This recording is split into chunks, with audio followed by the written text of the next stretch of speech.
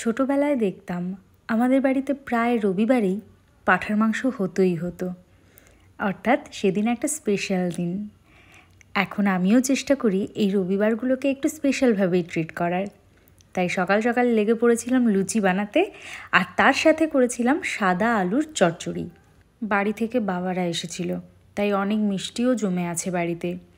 লুচি, এই সাদা আলুর চচ্চড়ি আর বেশ কিছু রকমের মিষ্টি দিয়ে আজকে সকালের জলখাবার আমাদের জমে গেল।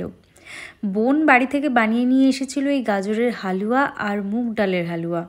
এই দুটো তো খেতে অসম্ভব সুন্দর। এটাতেই কিন্তু আমাদের সকালটা জমে গেল। আমার আবার এই রুটি, লুচি বা পরোটার সাথে না মিষ্টি মিষ্টি কিছু খেতে ভালো লাগে, তাই সব কিছু অল্প অল্প নিয়ে বসে গেছি।